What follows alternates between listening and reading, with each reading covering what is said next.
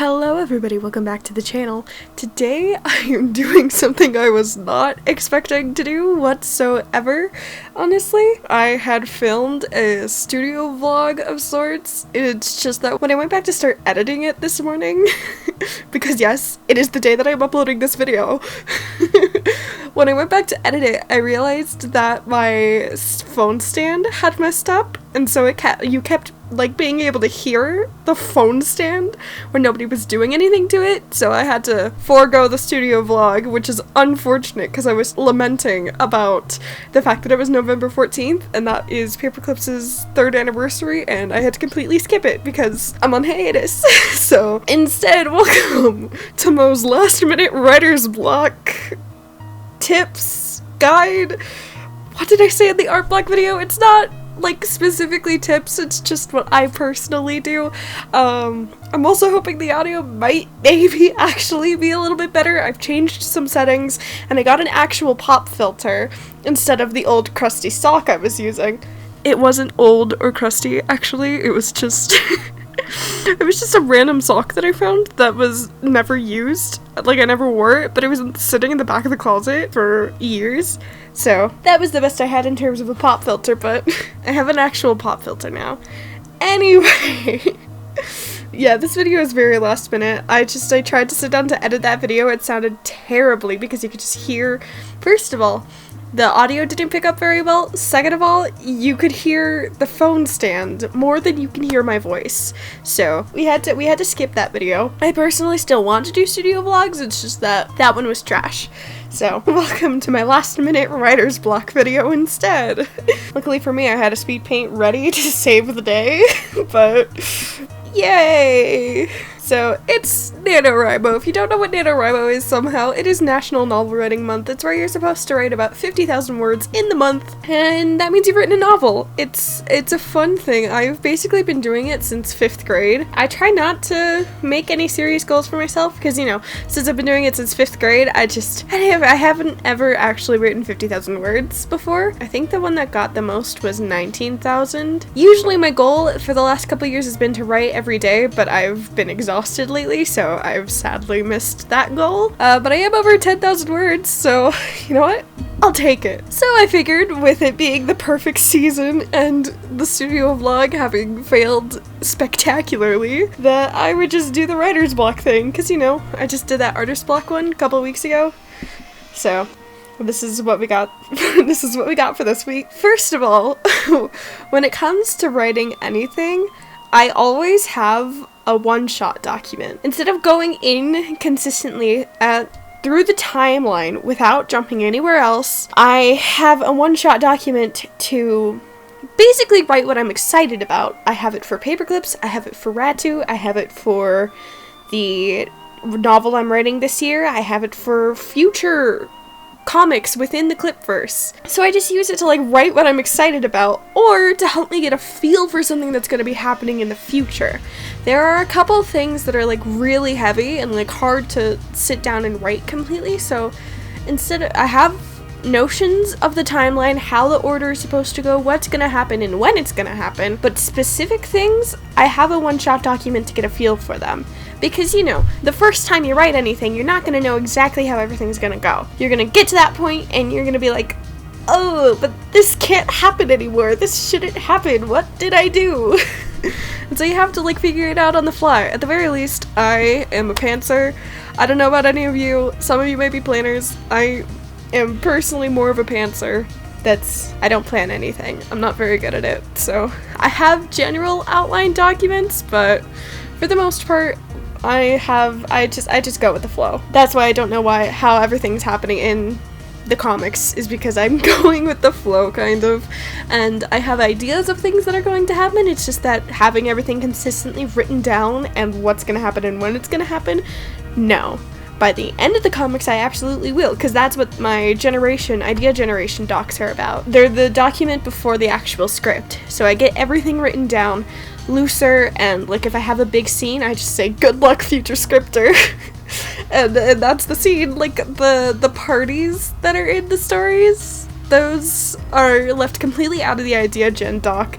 It's just got a little note that it's happening and it's happening on this day and a couple of things to build up to that event, but otherwise it's just a good luck future me thing. But yeah, I use the one-shot documents to write what I'm excited about to get a feel for this future scenario, because there are a couple things that literally have already changed that will never see the light of day because I worked them out through that one-shot document. Well, those one-shot documents. I have several, and I have too many for Paperclips, I'm not gonna lie.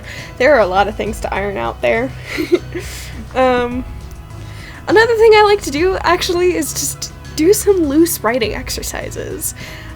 Yes, I do mean Tumblr prompts. At the very least, that is what I personally tend to do. There are like OC or OTP generator ideas where you can put your characters' names into the generator and it'll spit back out a prompt using those characters' names. And I've written a couple things based off of those prompts, and they're really fun, honestly. Anyway, they're a lot of fun once you get into the swing of things with actually using an idea generator prompt. Let's see. Because I've written several, and honestly, sometimes I've gotten the idea to write one, but then I sit down to write it, and it just isn't vibing that much. But it's still in there. Yeah, I think one of the prompts I had written once before was like, just let me take care of you. That was one of them. Oh, and if you know these stupid prompt things, you know the one where it's like, character A and I don't have nicknames? Character C is like, are you sure about that? the character C goes, hey, character A? Character B? What do bees make? Honey? Character A walks in and goes, yeah? Yes, I have written that one before. It is not really canon anymore, but I have indeed written with that prompt before. It's great. But you can do anything else. If you have any other kind of like prompts that you use, like if you've been in like a creative writing course in college and you still have the textbook. I do. I actually kept that textbook because I wanted to go through all the prompts that they had in there. But you can use that kind of thing. You can use that, like your old textbooks, or you can look up and Google a bunch of writing prompts and use those to try and generate some ideas and help to try and, like, restart your brain to get going on what you were trying to write. Because, I don't know, I have a lot of fun with that kind of thing. Some of the things that I write in the one-shot documents are things that I know aren't going to end up in the thing, but I wanted to write them anyway because I thought they would be fun and cute. I've been writing a one-shot where Lily is making crab ice cream and Cleo walks in. And it's just domestic it's just a domestic little thing, and it's so cute, but it's like not something that's important or gonna make it into the comic probably, but it's so cute and it's fun for me to write it, so I've written it. Remember to write things that nobody else is going to see. Honestly, that is what has gotten me to write more freely, is to take in things and write them when I know nobody else is going to see them. They're just gonna be a thing that sits in that document, and I'm gonna be the only person who's ever going to see it. Unless I decide to release it for funsies on AO3 later. But I mean, like, come on. Some things you want to just show off because they were fun and you want to, like, share them a little bit. Other times you kind of just want to write something and keep it for yourself. So, it's a good exercise to just write something without the pressure of putting it anywhere else. It's a loose thing that helps me at least restart my brain and get back into the flow of things of what I was trying to write. And, of course, if all else fails, write a fanfic. It's still not a good idea. I proclaimed that fanfictions were a terrible idea in the art block video. They're a terrible idea for the writer's block video. But at the same time, dude, there's just some things that you gotta do.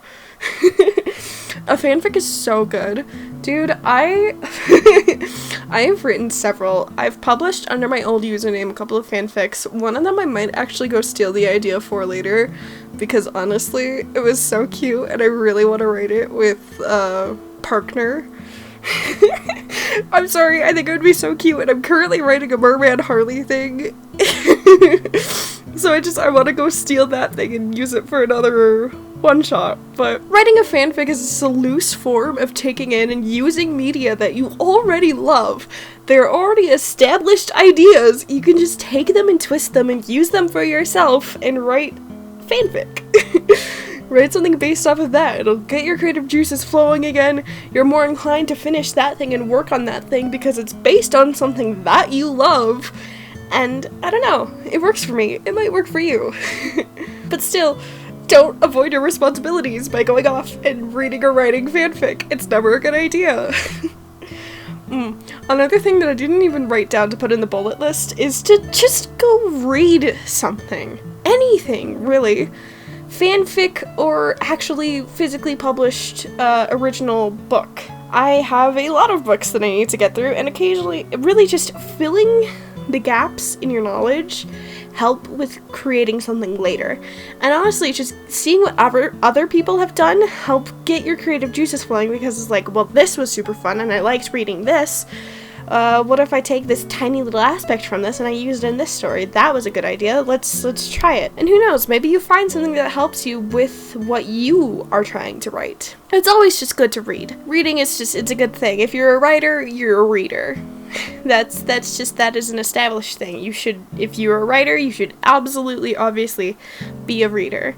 You can't write without reading. That's the thing. And of course, if it comes down to it and you just can't get, you or I, if we just can't get into the writing mood, it's always fine to take a break. You go get some tea, hot chocolate, some coffee. Go get like a drink or something, sit down, relax, stop stressing about it, read something, watch something. Really, taking in any kind of media helps when you go back to write something later, because you'll have a bunch of new material in your mind, and you can use that to expand on what you've been trying to write. It would also help if you just had a change in environment. It can be the change in the sound. You turn on some white noise, a playlist, a background YouTube video that you're not going to pay attention to. Like I have seen Wendy's Monument Mythos video several times now. You could take a physical change in the environment. Instead of sitting down in your bedroom and writing, or in your office and writing, you can go to your local bakery or cafe or something, and you can just sit down and you can write there. It'll also help with just getting a drink or something and taking a break, and just sit there and have a change of environment.